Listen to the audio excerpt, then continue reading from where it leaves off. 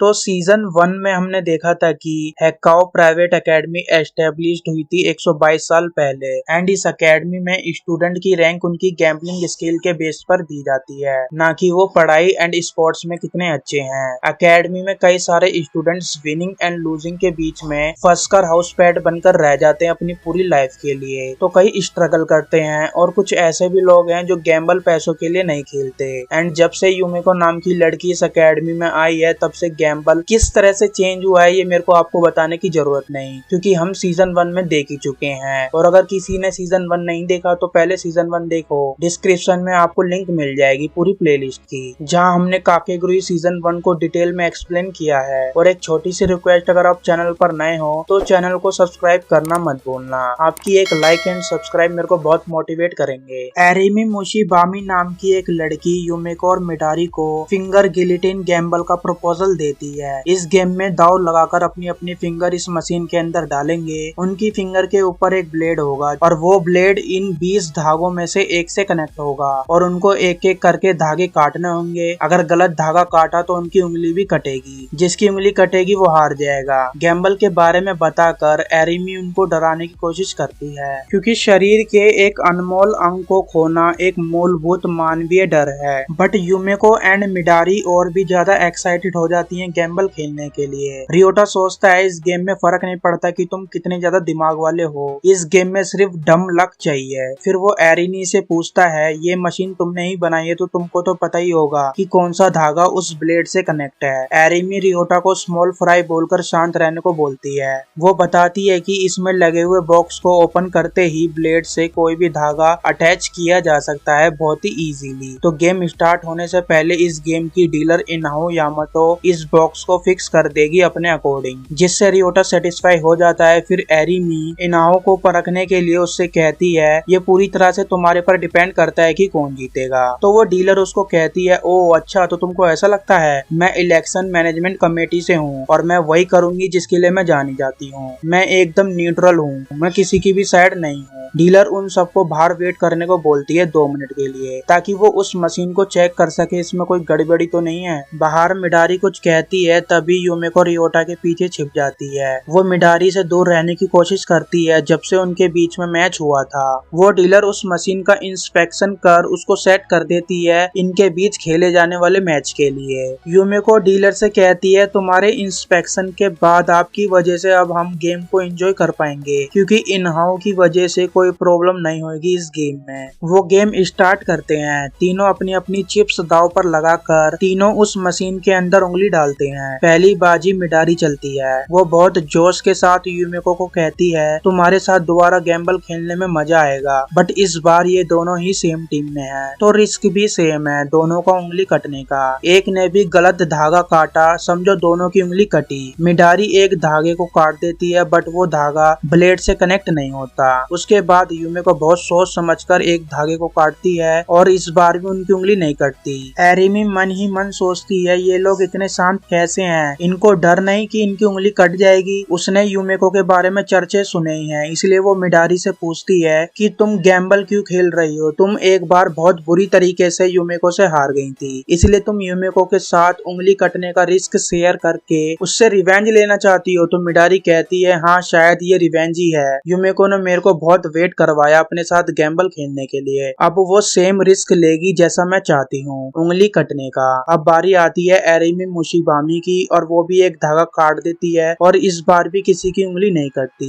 रियोटा के अलावा सब गेम को एंजॉय कर रहे होते हैं। यूमिको भी कहती है कि ये कितना मजेदार है, जैसे जैसे धागे कटते जाएंगे उनकी उंगली कटने के चांसेस भी बढ़ते जाएंगे। मिडारी कहती है हाँ मैं भी यही सोचती हूँ, तुम और मैं एक जैसे ही हैं यूमिको अपना मुंह फेर कर डिनाई करती है। एरिमी मन ही मन सोचती है कि कब तक ये दोनों एक साथ सेम रिस्क शेयर करके टिक पाएंगे, कुछ भी हो जाए ये मेरे को हरा नहीं पाएंगे, ज्यादा से ज्यादा बस ये दोनों ड्रॉ करा सकते हैं अगर ये दोनों लास्ट तक बचे रहे तो। एरिमी मोशिबामी ने इस मशीन को ऐसे डिजाइन किया है कि उसकी साइड वाली जगह पर उसकी उंगली के ऊपर एक आयरन प्लेट लगी हुई है। अगर बाय चांस वो गलत धागा काट भी देती है तब भी ब्लेड नीचे तो गिरेगा बट उसकी उंगली नहीं कटेगी, क्योंकि वो लोहे की प्लेट उसकी उंगली को बचा लेगी। ये कोई चीटिंग नहीं है ऐसा एरिमी मोशिबामी सोचती है, सिर्फ डीलर को ये बात पता है और वो चुप है क्योंकि ये रूल्स उसके अगेंस्ट नहीं है। यूमिको उससे पूछती है कि ये मशीन तुम्हारे पास किस लिए है, तो एरिमी मुशीबामी बताती है कि ये एक टॉर्चर मशीन है जो कि मुशीबामी फैमिली का ट्रेडिशन है। जरूरत पड़ने पर वो इस मशीन को यूज करते हैं लोगों को इंटेरोगेट करने के लिए,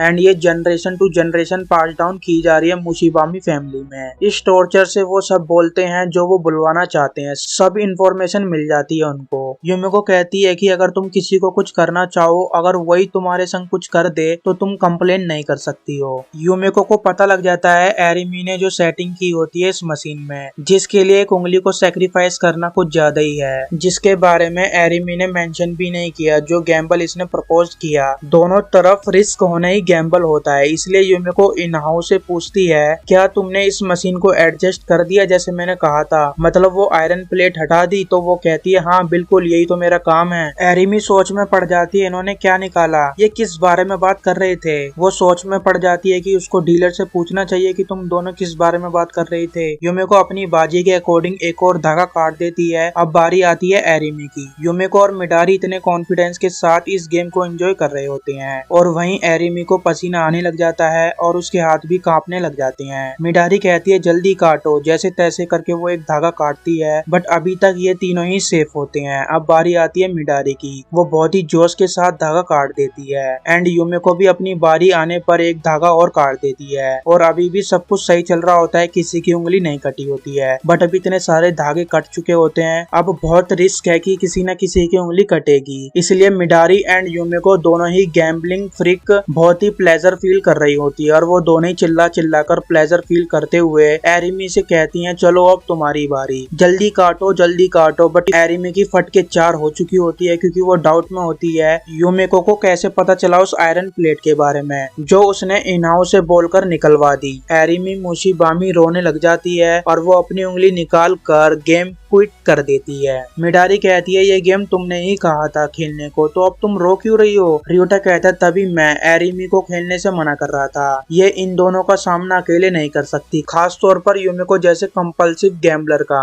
एंड में हमें दिखाया जाता है स्टूडेंट काउंसिल की मीटिंग में किरारी मोमोबामी स्टूडेंट काउंसिल को चेंज करने को कहती है और वो स्टूडेंट काउंसिल की प्रेसिडेंट से भी हट रही है। यूरिको कहती है बट तुम ऐसा नहीं कर सकती, वो भी तब जब सब एक एक कर यूमिको से हार रहे हैं, पूरी तरह से स्टूडेंट काउंसिल की पावर का बैलेंस बिगड़ जाएगा। तो किरारी कहती है हाँ ये बैलेंस ना बिगड़े तभी मैं ऐसा कर रही हूँ, मैंने नहीं सोचा था कि तुम मेरे को ये करने के लिए मना करोगी। ये एकेडमी एक एक्वेरियम की तरह है जो कि पूरी तरह से भारी दुनिया से प्रोटेक्टेड है एंड वो ब्यूटीफुली चल रही है, एकदम survival of the fittest law के अकॉर्डिंग। बट जब से यूमिको इस एकेडमी में आई है तब से पूरी एकेडमी बिखरने का डर है और अगर हमने अभी कुछ ना कर सिचुएशन को ऐसे ही रहने दिया तो सब कुछ खत्म हो जाएगा, इसलिए मैं ये करके उसको रोकना चाहती हूँ। तभी वहाँ कोई आता है। सायका कहती है तुम इधर स्टूडेंट काउंसिल की मीटिंग के बीच में बिना परमिशन के नहीं आ सकती। वो कहता है मैं जानती हूँ। फिर वो एक एक करके 8 फैमिलियों को इंट्रोड्यूस करवाते हैं पूरी स्टूडेंट काउंसिल को